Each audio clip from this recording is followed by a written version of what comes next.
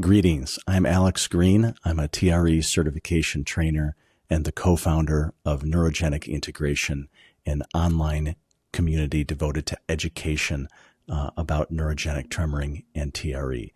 And today I'm going to reproduce a talk that I gave at a conference in Braşov, Romania earlier this year in April 2025.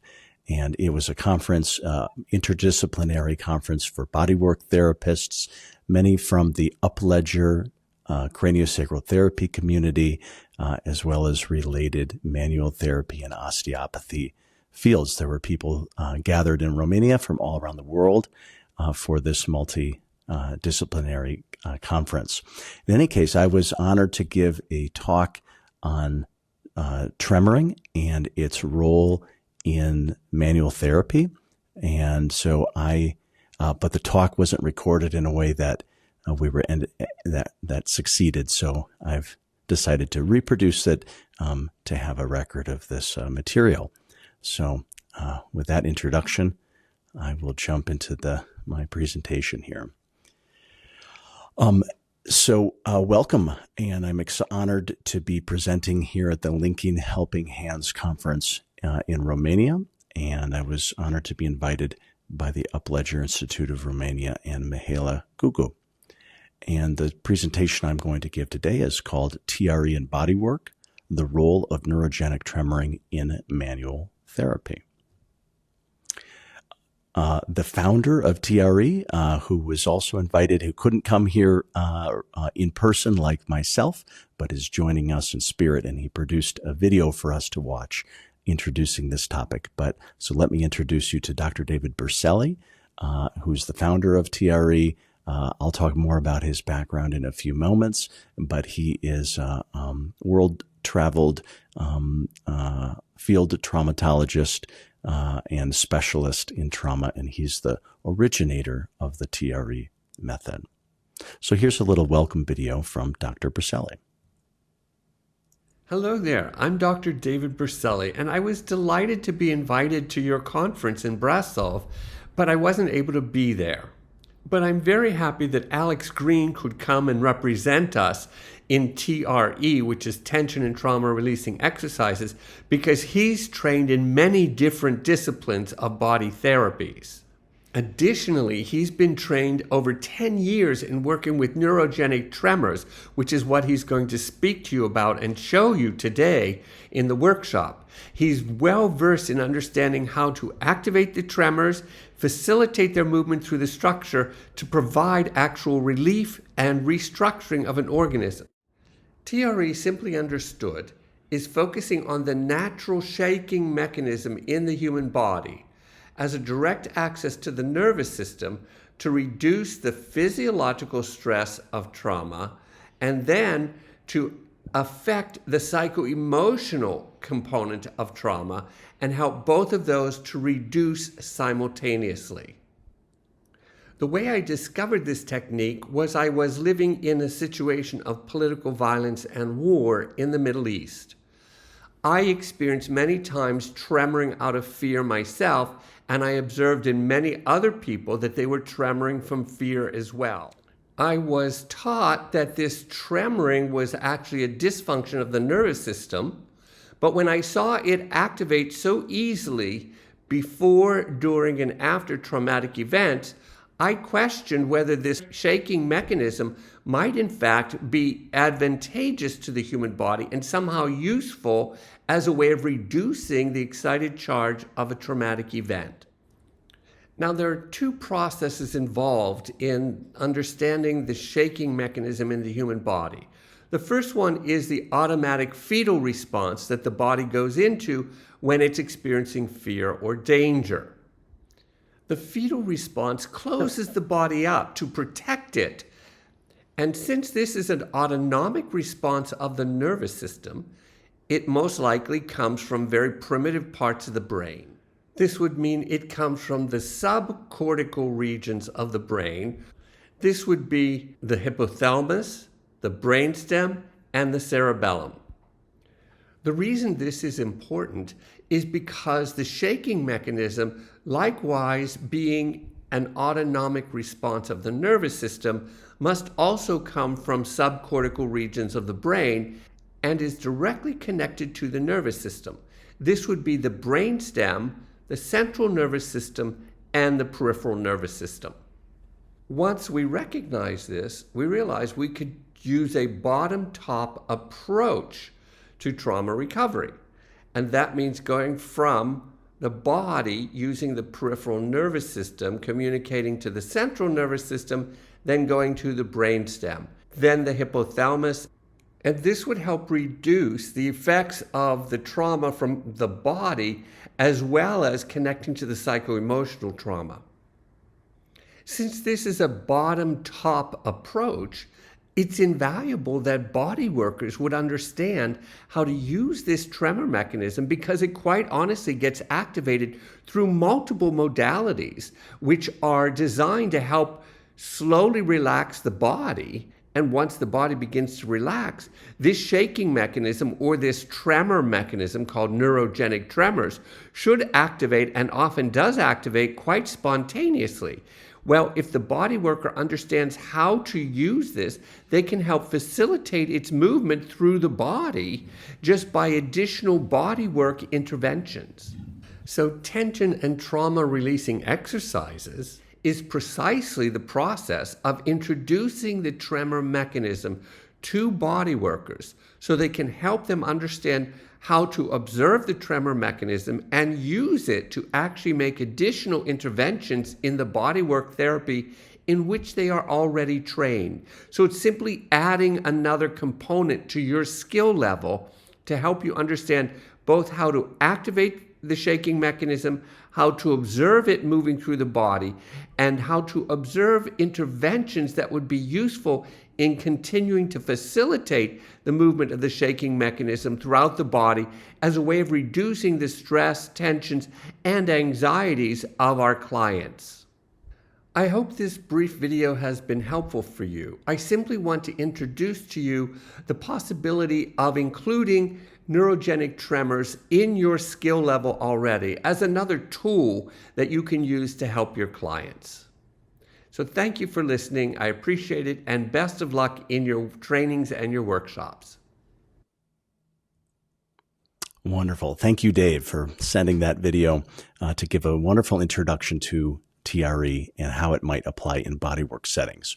So just to emphasize a few background details, I want to highlight some of the ways in which Dr. Brașov discovered neurogenic tremoring and how that informs how the modality is developed in terms of how we use it today.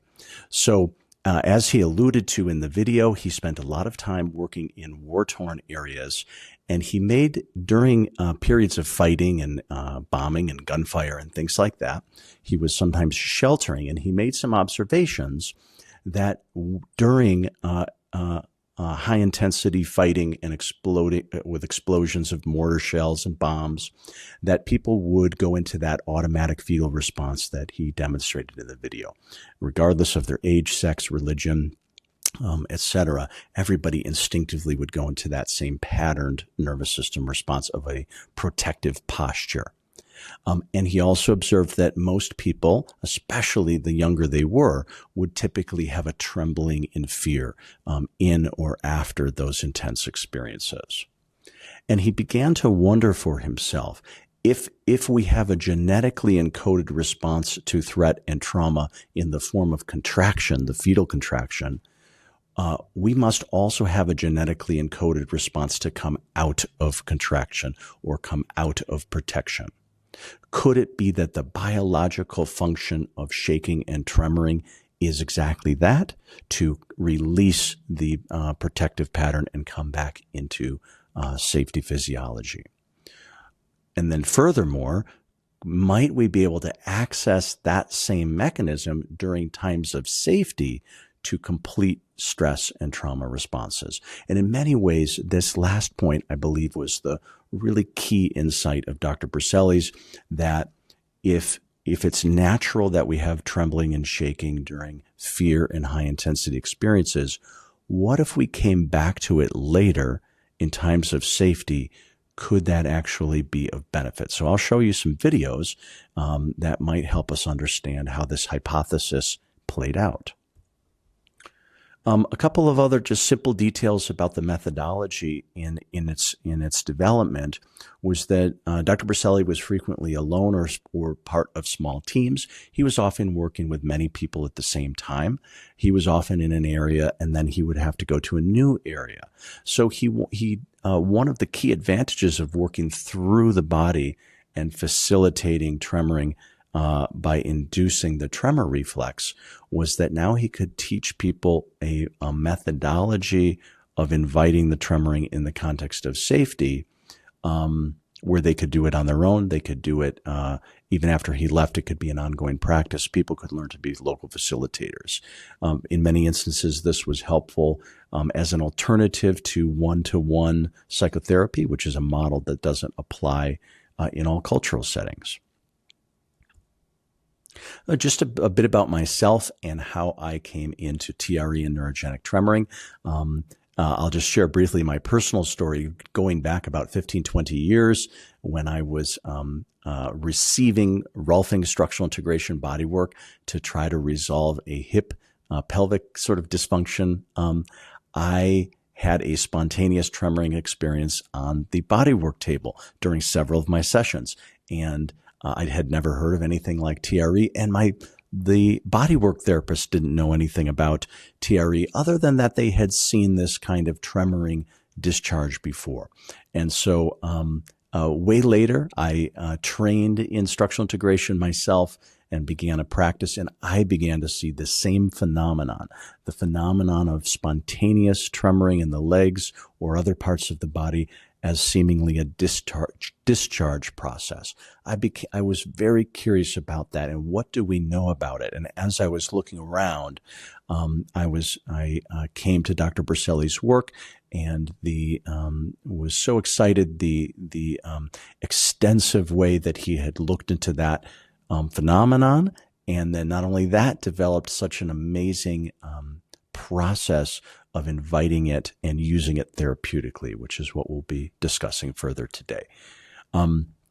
Once I did my TRE education, I have worked extensively integrating that into manual therapy and other settings. You can see here some of the other nervous system and movement-based trainings that I include in my work. So what exactly is this neurogenic tremoring? We saw some in the video. I've been referring to it as a biological process that brings us away from stress physiology, brings us back into safety. Let's see if we can see a few examples of this in the wild, so to speak. This is a video that's in the immediate aftermath of the Boston Marathon bombing in the United States in 2013, and we're going to see sort of this person was a witness, and he's giving testimony to the media, I believe, and take a look at his body as he's speaking. No, blood, the floor, blood everywhere on the floor. Was a big pile of blood, and then all you see was so whatever was in that IED was meant to do as much damage, and they accomplished that because the security helped one at a time. So I just helped that young man. He told me the name. So as we can see, as he's describing what he witnessed, we're seeing tremors through his arms all the way up to his shoulders into his head and neck and jaw. He's still able to speak. It's as though something autonomically is occurring. And many of you in the audience, you have maybe have had similar experiences during surprising, shocking experiences like car accidents. It's common after giving childbirth, waking up from a medical procedure, coming up out of anesthesia, charged emotional experiences. There's many of you can probably relate to this excitation that can happen that leads to tremoring. Let's look at another example where it's not so much about fear, but there's excitement. So this is an example of a young girl in the United States who went hunting for her father for the first time, hunting for deer, And a little bit of a trigger warning here. We're going to see a deer that they harvested that is dead. But what we're going to be observing is that not from fear, but through excitement, we're going to see the example of neurogenic tremors in this girl. Okay, talk. Is this normal? I'm not cold, I'm just shaking. Why are you shaking? Look!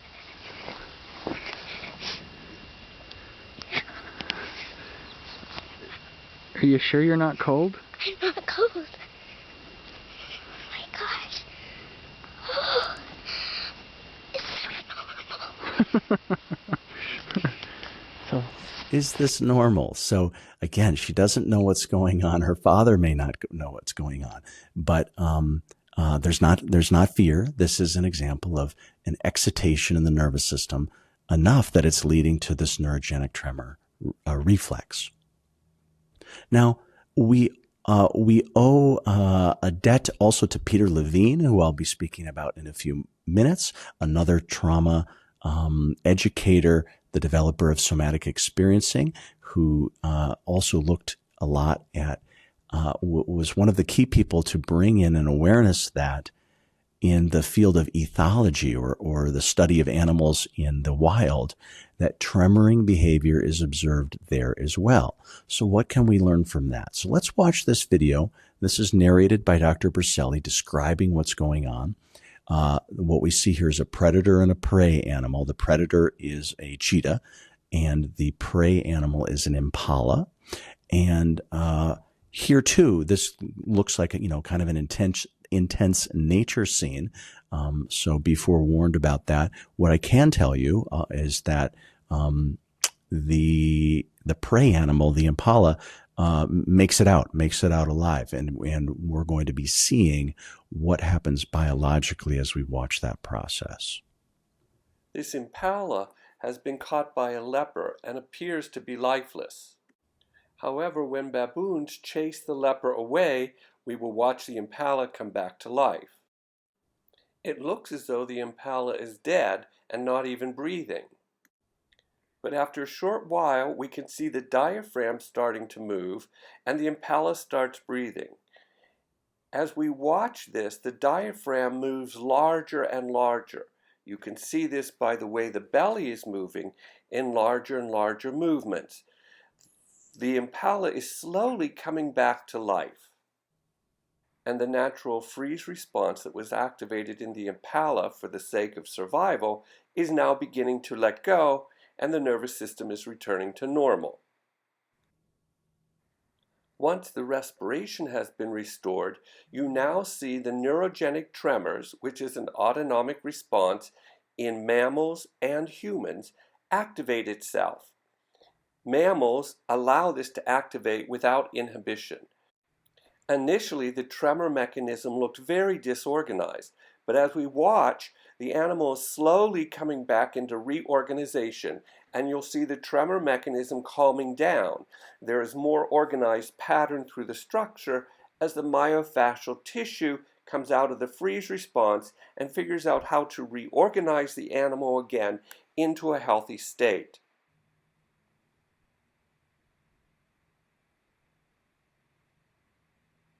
Once this occurs, the animal can get up and run away as though nothing has happened. This same mechanism exists in humans, and that's what tension and trauma releasing exercises is all about.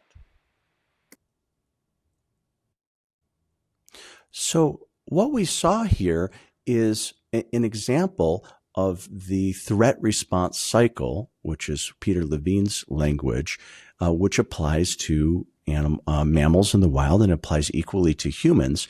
And it's a description of the sequence of nervous system events that occur under threat, in this case, life threat. In humans, this might be, we may go through this threat response cycle due to physical threats, but also psycho-emotional threats as well. The patterning the response cycle begins with the defensive orienting. That would be, we didn't see that in this video, but seeing that the prey animal would be alerting to the potential danger. The next part of the sequence would be moving into sympathetic mobilization, or the fight-flight response, taking action to escape the danger or perhaps to fight back against the danger. When those don't work, what happens in the animal kingdom and the human world when a fight-flight response doesn't succeed is that we go into what's called the freeze immobilization response, which is a pattern in the nervous system where we go into a shutdown mode, sometimes called playing dead. And that's where when the video began, we saw that this impala was almost looking lifeless. We might have at first thought that it was dead. The cheetah or the leopard was there with it. There wasn't a fight there. And we're not sure what would have happened if the baboons hadn't come to scare it off. But in any case, once the leopard was chased away, then we got to see what's called the biological completion process. That's Peter Levine's terminology, which is a discharge and completion of fight-flight responses through tremoring, yawning, and changes in breathing. And Dr. Berselli did a beautiful job of describing that sequence, first with the big changes in the breathing and then moving into tremoring as we don't know how long that occurred because of the way the footage was taken, but the impala had sufficient time going through that tremoring response, and then seemingly then it was at the end of its threat response cycle called exploratory orienting response, curious awareness of environment experienced during safety. So we saw that the impala hadn't been injured, was able to neurobiologically complete the threat, and then came back into the ability to run off and go about its day. And the interesting thing that Peter Levine and others have observed is that animals in the wild, even who are frequently under life threat, like prey animals, they do not typically display the behaviors of post-traumatic stress disorder. Animals in captivity or under artificial conditions where they're not able to do follow the natural biological completion process, those animals can develop the symptoms of PTSD. And so it gives us some pretty information that biology knows how to handle both going into protective responses and coming out of protective responses in a very resilient way if that biology is allowed to take place. And so that's what we have, what we bring into our work with TRE and people. So a couple other comments about tremoring in the animal world. Again, Peter Levine here, his comment, the key to healing traumatic symptoms in humans lies in our ability to mirror the fluid adaptation of wild animals as they shake out and pass through the immobility response and become fully mobile and functional again. Pretty much what we saw in that video. Dr. Elisabeth van Muggenthaler is a Dutch biologist who did some writing around the function of tremoring and discharge in animals. And she made the comment that from an evolutionary biology perspective, since these tremors involve an expenditure of energy at a particularly vulnerable time of physical stress, they would not do that. It would indicate that these tremors are somehow involved in a survival process. And she believes that for these tremors to have survived the evolution of the species, there must be a survival advantage to this behavior. Makes a lot of sense. Another researcher discovered that animals who were not allowed to successfully go through this tremoring process had reduced resilience to subsequent life-threatening experiences. That's what I was alluding to, where some of the studies involved baby chicks who were stressed in some way, but then prevented from flapping their wings and discharging. And then those chicks displayed poorer results the next time stressors came involved. So some interesting implications for human responses to stress as well. The other big framework, in addition to looking at animal studies, but another big framework that TRE relies upon for its theoretical understanding is using Dr. Stephen Porges's polyvagal theory, gives us a roadmap of the autonomic nervous system that helps us understand safety physiology, which is what's represented in the baseline here, fight-flight arousal, which is sort of the escalating activation energy on the curve, and then what's called the freeze immobilization process, where we saw that impala. And what we believe that we are doing with neurogenic tremoring as a discharge is we are returning to the physiological activation either of a fight-flight response or of a freeze immobilization response. And then the tremoring is bringing us out of the freeze response or down-regulating from a high sympathetic arousal response and bringing us back down to the safety physiology. So that is the effect of neurogenic tremoring when it's allowed to proceed, is to bring us back to ventral vagal baseline, or what we might call our, sort of our well-being safety physiology.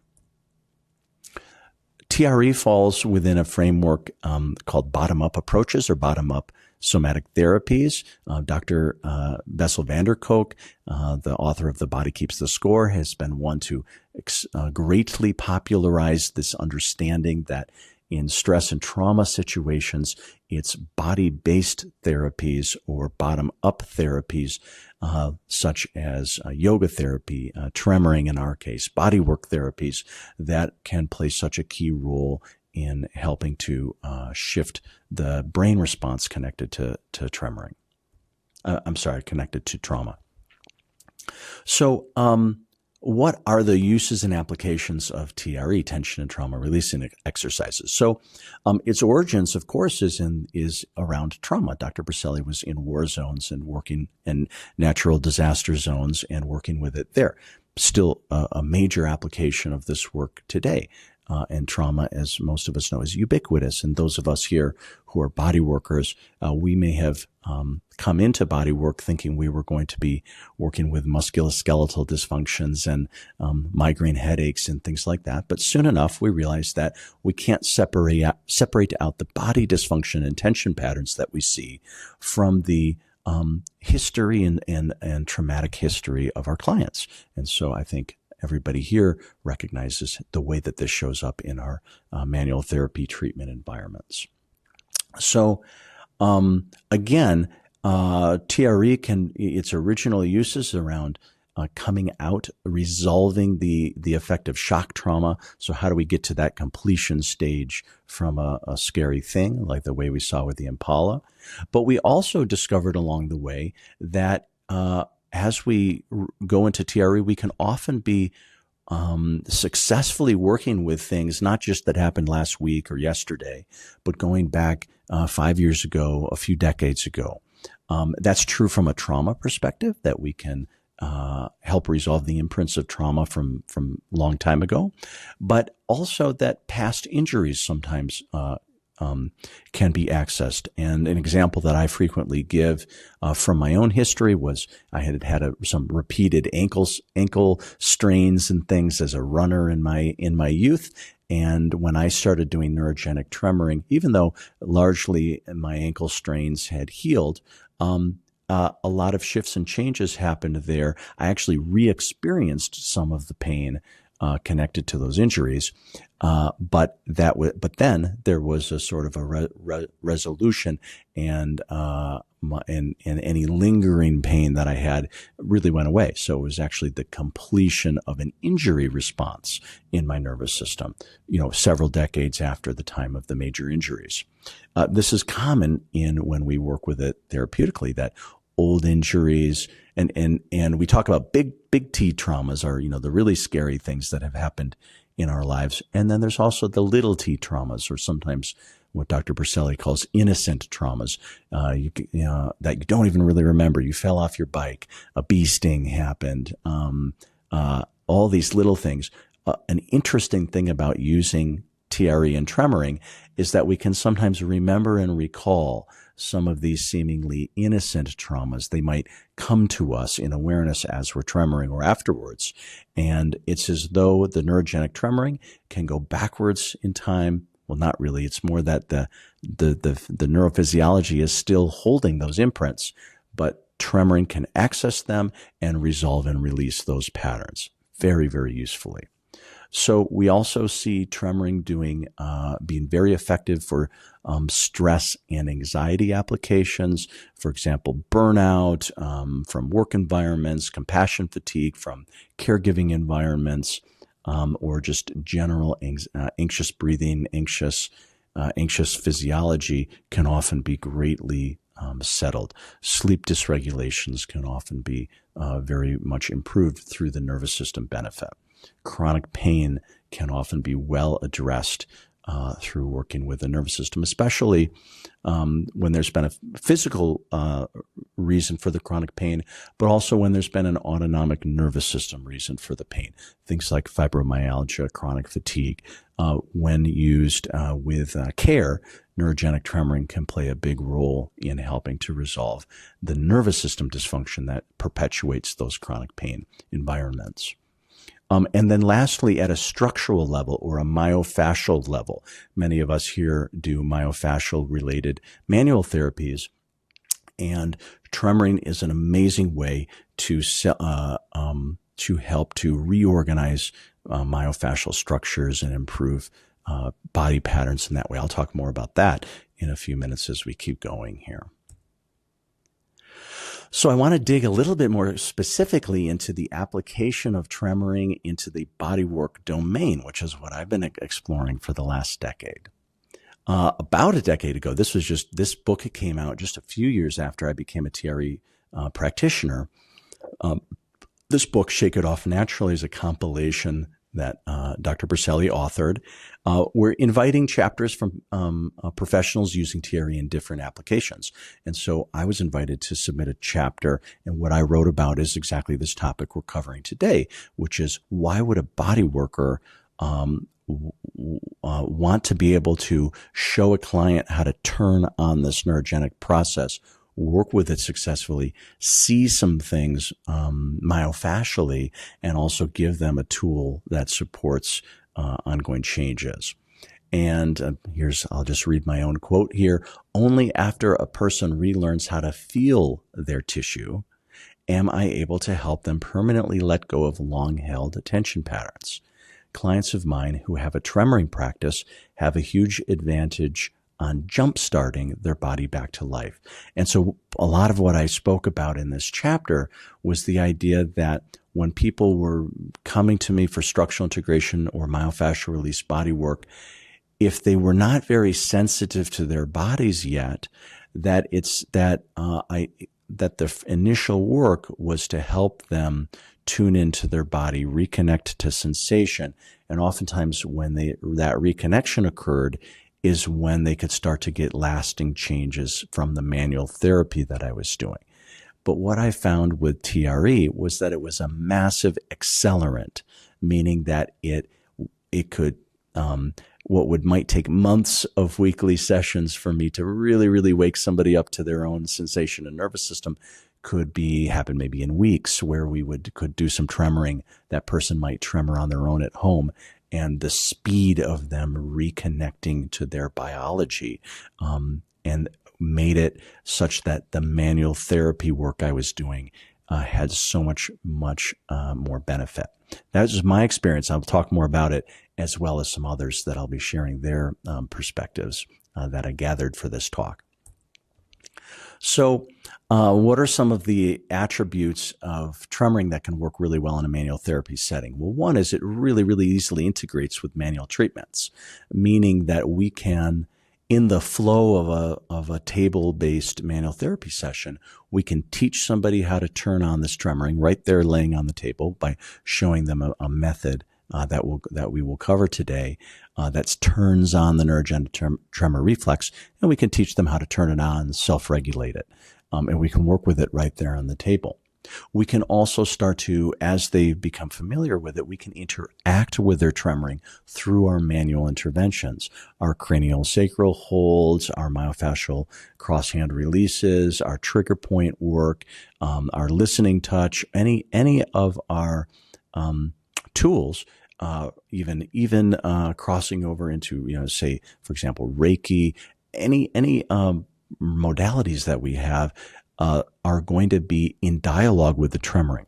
This is where so much of the richness comes in, is that those of us who've developed a very sensitive touch through our bodywork training, when somebody has turned on their neurogenic tremor reflex and we are using our work, we can sense and feel and support in a way we can encourage this process along to get to more successful resolution at the nervous system level.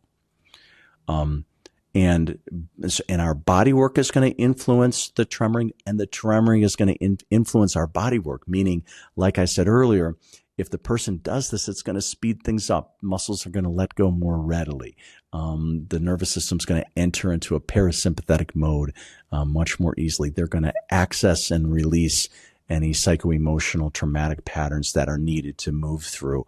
All of that is going to happen much more quickly and successfully. And it also gives us a pathway of really empowering them, that we've shown them that their biology has this fantastic mechanism that they can learn to work with on their own. They can work with you. They can take it into classes. It gives them a direction they can go with it.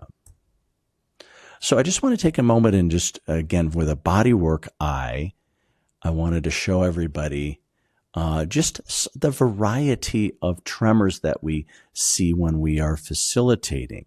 Sometimes they're very local, like we're seeing with this gentleman here in the neck and the shoulders. Sometimes it's a bigger dynamic movement, something in the shoulders and the thorax being addressed in this application right here. Again, a different pattern going into an extension pattern. Very often, if we start to see movement patterns, functional movement patterns, developmental movement patterns, if we have training in reflex integration, we can see that start to play a role. So whatever clinical training you have, you are probably going to start to see all kinds of interesting phenomenon when the person starts to tremor. Here we have a very local tremor, small, but something meaningful happening in that location. Sometimes we see movements that work along the entire spinal column. In this case, sort of an undulating serpentine movement addressing the whole spine. Again, we see all kinds of, here a flexion and extension pattern happening in the lower pelvis and lower back. Something as specific as tremoring that might address a particular joint. And so all of these are examples of the kinds of fascinating things that we can see as we start to work with it therapeutically.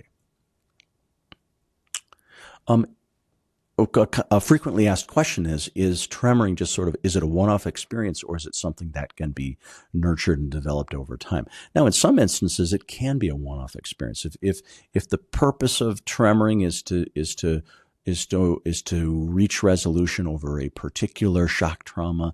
They had a car accident a few months back and they're releasing the charge from that. It's very possible that one or several tremoring sessions is enough to work with those single event kind of things. On the other hand, many people choose to stay with tremoring as a more of an ongoing practice. And those people who stay with it in an ongoing way, both in their self-practice or with you as the bodywork facilitator, they would see that the process evolves over time, meaning that the tremoring might move into new areas. It might expand more broadly through the structure. It might move more deeply. The tremoring might start to differentiate myofascially. Different zones open up more flexibility and mobility across joints or myofascial structures. And in general, for people who stay with this process over a period of time, we see the tremoring move typically from a more chaotic or disorganized set of movements into something more fluid and harmonious. That lets us know that we're starting to see more coherence and more integration in the structure of the person that we're working with.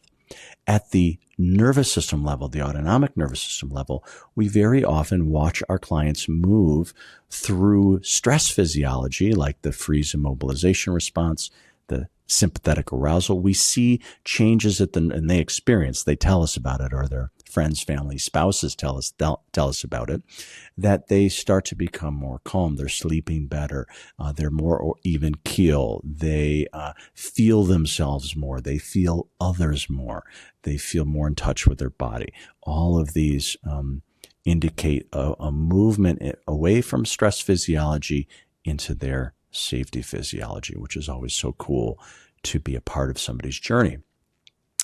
So as part of preparing for this presentation, I wanted to see what else was going on with TRE providers around the world who are bodywork therapists like myself, because, I've been a little bit in my own little bubble working with Tremoring in the bodywork setting for about a decade or so. And it's been a fascinating ride. And I wanted to sort of compare notes with a lot of my colleagues. So I set up some interviews, some informal conversations with about a dozen or so of my colleagues. And I wanted just to hear what other people were saying.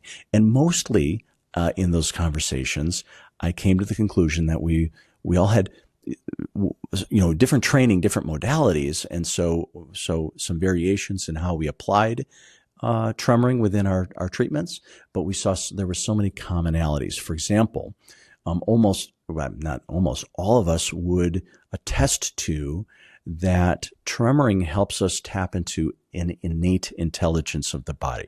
It's as though once we turn on this tremor response, it shows us and shows our clients the things that need addressing physically, psycho-emotionally. It's as though this can lead us into the necessary zones of resolution. In TRE, we use a phrase, follow the organism, and it gives us this idea that we can really trust this innate biological process.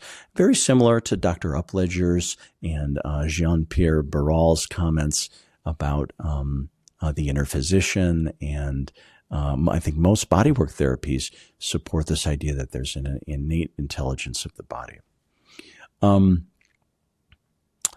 Most of my colleagues, all of my colleagues agreed that TRE could really support our clients developing an increased sensitivity and responsiveness to the manual therapy, meaning that things happen faster. It sped up our results.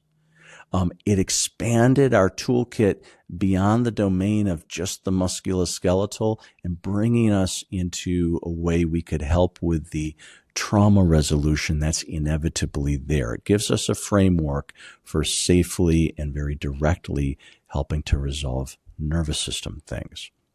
And it gives our clients a very empowering self-regulation tool, both what they experience with us in our treatment rooms, but also the self-awareness that they develop, as well as the ability to practice this independently. It's very, very empowering. A couple other observations that came out of these conversations amongst my colleagues. Clients with active neurogenic tremoring practices, those who practiced it regularly, were more likely to spontaneously discharge during sessions. So what that means is that if somebody was a tremorer, and they did it on their own sometimes, that it was more likely when we were doing our treatments that they would tremor or some other kind of spontaneous discharge, like a big shift in their nervous system, perhaps an emotional expression or release. And so the likelihood of them entering into those release experiences was much higher if they had already been exposed to TRE.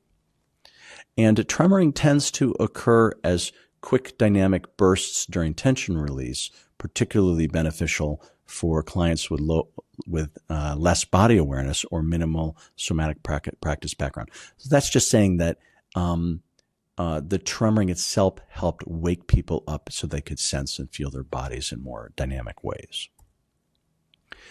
Many of us agreed that tremoring adds a new visual layer to assessment as body workers, that it can the tremoring pattern, the three-dimensionality of the movement, can reveal areas of disconnection or lack of coherence or integration or organization in the body that helps us know what's succeeding and what has not yet succeeded in our manual therapy treatment.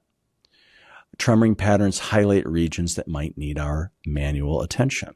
And this real-time feedback helps guide and validate our manual therapy strategies.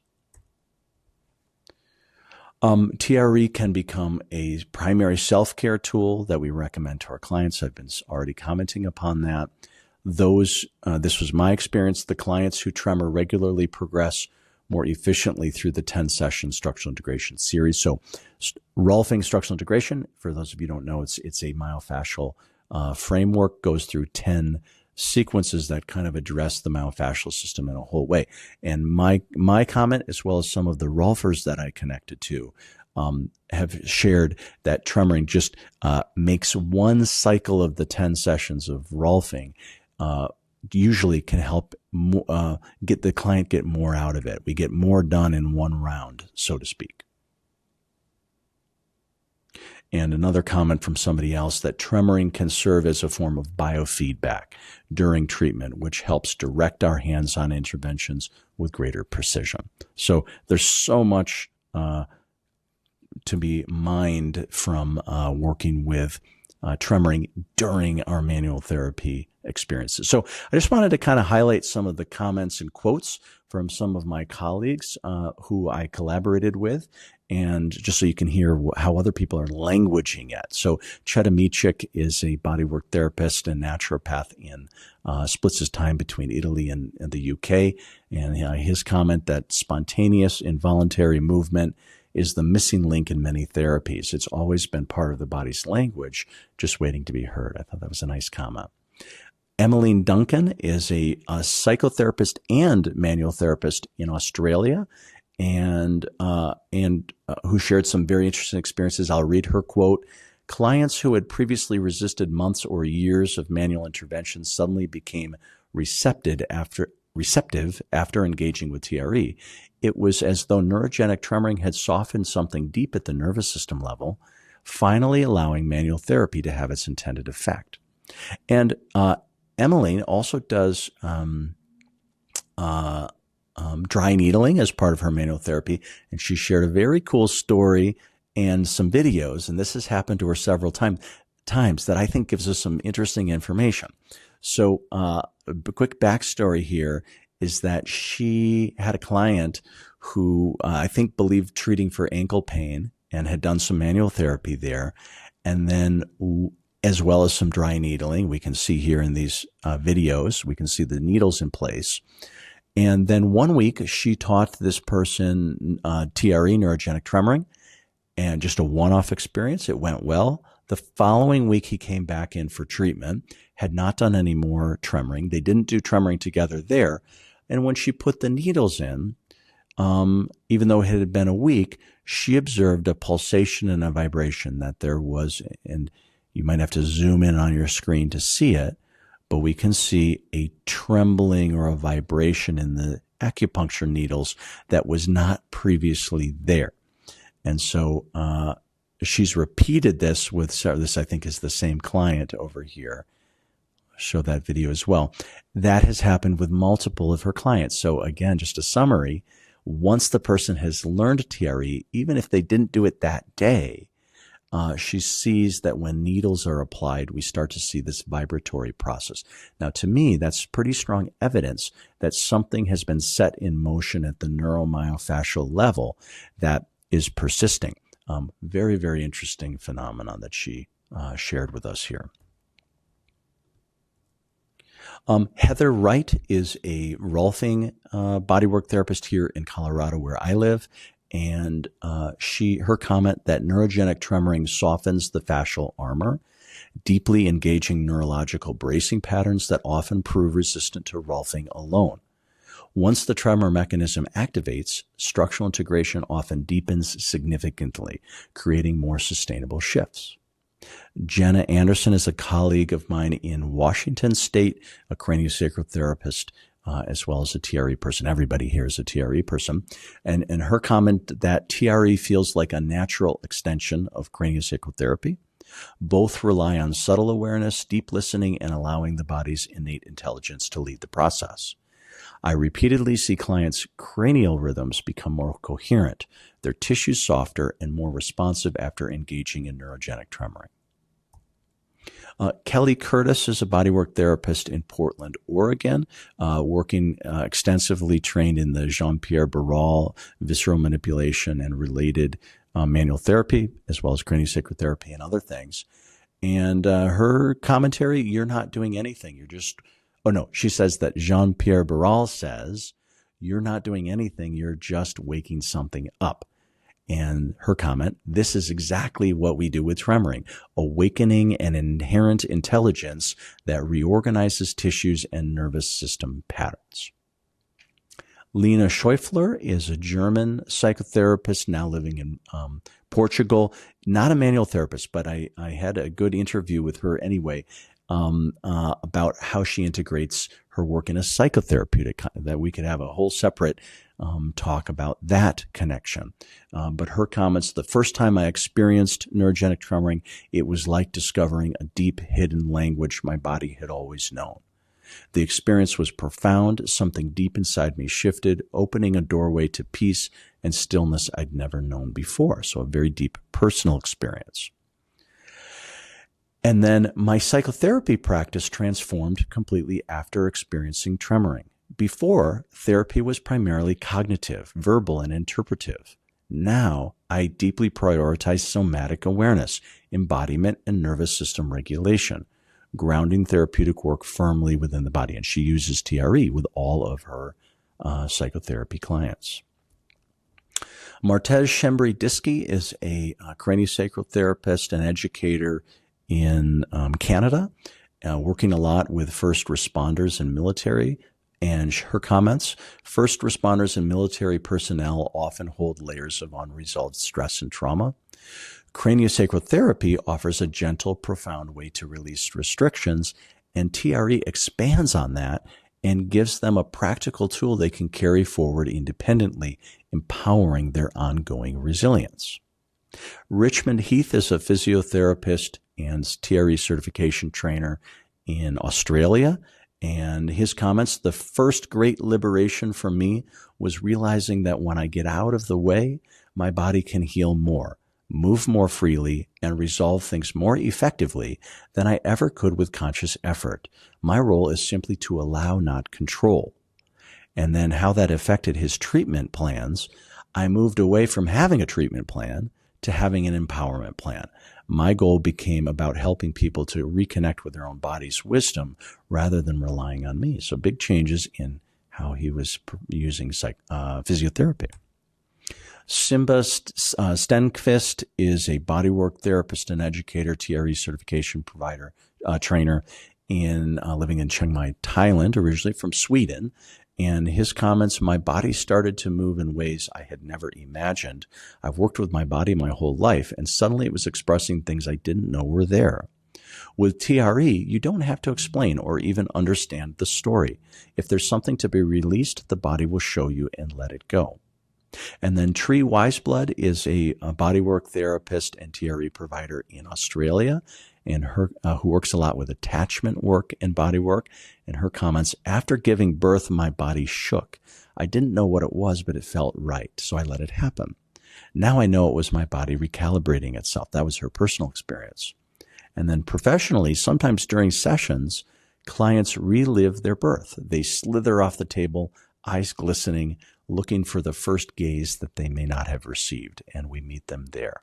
So anyway, just wanted to share some of these direct quotes of the experiences that some of my colleagues have had and their experience working with others.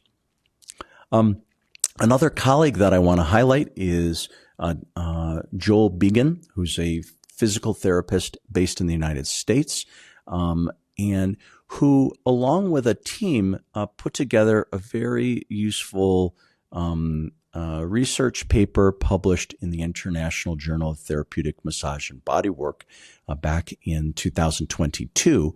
And this paper reviewed not only within TRE, but more broadly, I'll just read their quote. Our aim is to describe a possible class of non-pathological spontaneous movements that has so far received little attention in the scientific literature. These movements arise spontaneously without an underlying pathology such as Huntington's, Parkinson's, cerebral palsy, or spinal cord injury. Anecdotal evidence suggests that the movements are related to the development and maintenance of form. being part of inherited autoregulatory behaviors, and thus may have overlooked therapeutic potential. So what this paper did is it said, look, there's all these places, TRE, myofascial release, myofascial unwinding, some chiropractic traditions, some indigenous methodologies where spontaneous movement emerges, not as a pathology, but as where something intelligent and therapeutic is occurring. So and their commentary that we should be studying this more neurophysiologically to find out how can we harness this therapeutically. Really a fantastic paper. They made a cool comment. They said they borrowed, they introduced this term morphogenetic movement, which is a terminology used in embryology to describe spontaneous movements at any life stage that help adapt, develop, or maintain the body structure. So what they are saying is that embryologists talk about morphogenetic movement as how we grow and develop as in utero and as infants, but that their proposal is that that process doesn't stop, that we have self-organizing movements and behaviors that can persist lifelong, that help us maintain our physical form and our myofascial organization. So these movements can help realign posture, relieve tension, and restore symmetry or mobility in the human structure. They propose that such movements may represent a lifelong body-driven process of self-maintenance, an ongoing form of morphogenesis. That's a lot of how we look at TRE. When somebody learns it, it's as though it becomes like brushing their teeth, both for their nervous system and for their myofascial system, something that can be used in an ongoing way to support body and nervous system maintenance. Chetamichik, who I showed earlier, shared with me this research and this kind of parallel that we can look at, that in utero, spontaneous movement is common. It's called myoclonic twitches, and we see movement patterns that are in many ways very similar to the kinds of spontaneous movements that we see in TRE. And again, kind of giving us this idea that maybe our morphogenetic movement, our myoclonic twitches, they don't have to stop in the very, very beginnings of our biological lives, but can be something that persists in an ongoing way. Stephen Levin introduces this concept of biotensegrity, which is becoming a big topic in the field, the myofascial research.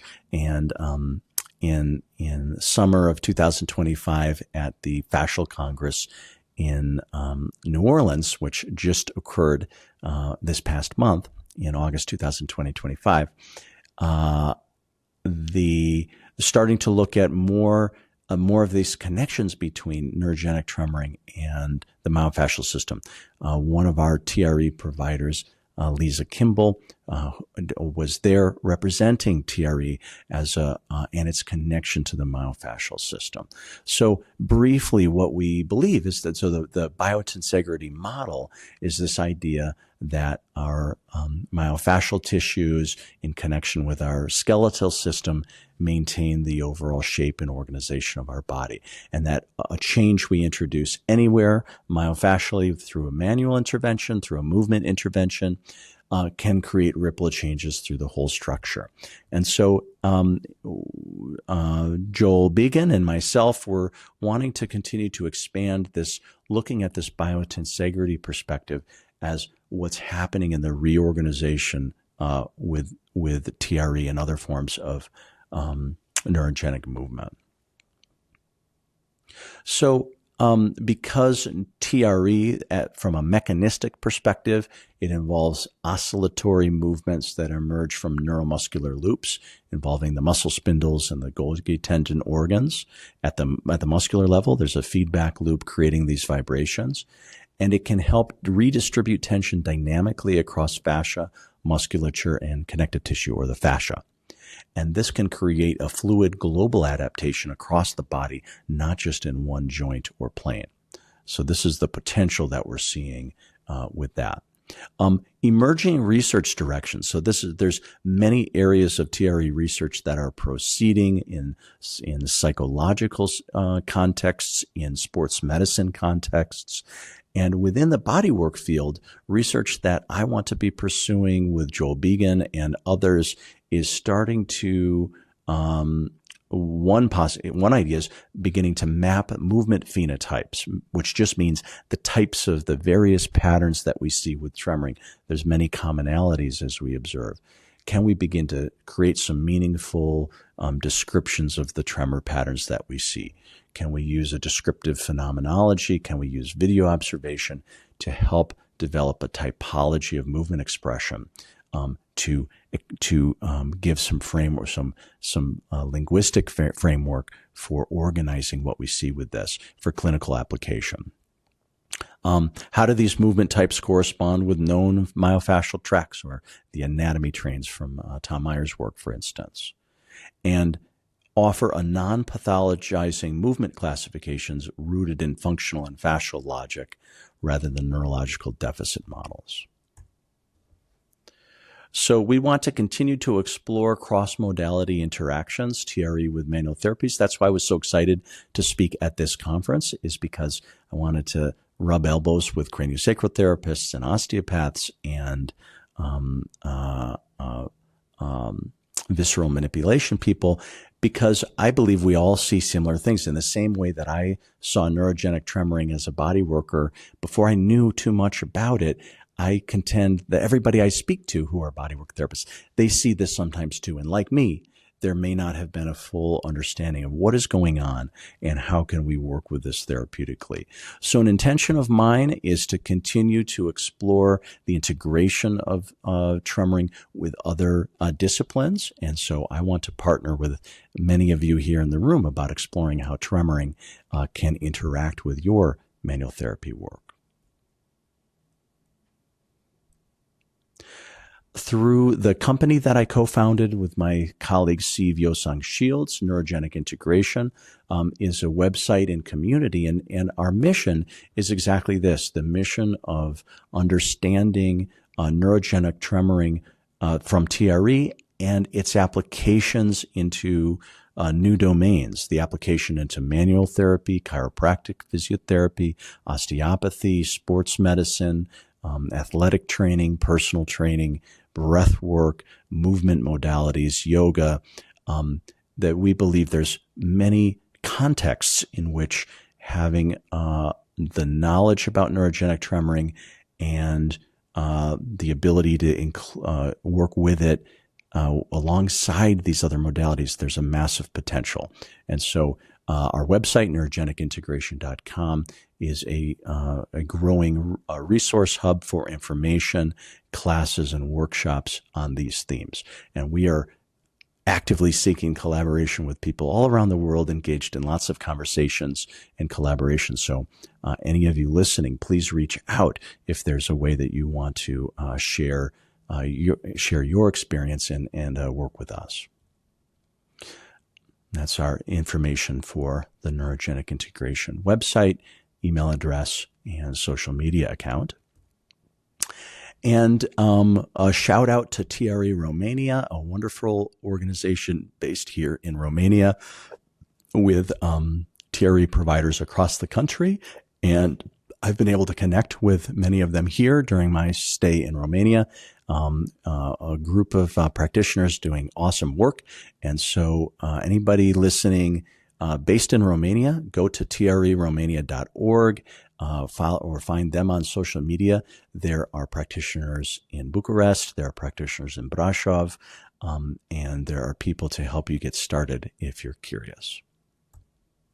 And finally, just a big thank you to the people that I interviewed for this, the people that I showed there, my colleagues around the world, and then also a big thank you to Dr. David Berselli for his help supporting this conference, and to Mihaela Gugu for the invitation and the organizing of this first Linking Helping Hands conference. And I'm excited to continue to collaborate with the community. And also a thank you to the Upledger Institute of Romania, also for the invitation and the hosting of the program.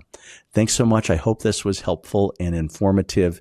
Any bodywork therapists who want to learn more, please reach out to me directly. Alex@neurogenicintegration.com. That's neurogenic-integration.com is the best way to reach me. And if you're a body worker who's curious about neurogenic tremoring, who sees it, who has an idea on how to explore things or do research around it, please reach out to me, because this is what I'm trying to expand my work into. Thank you so much.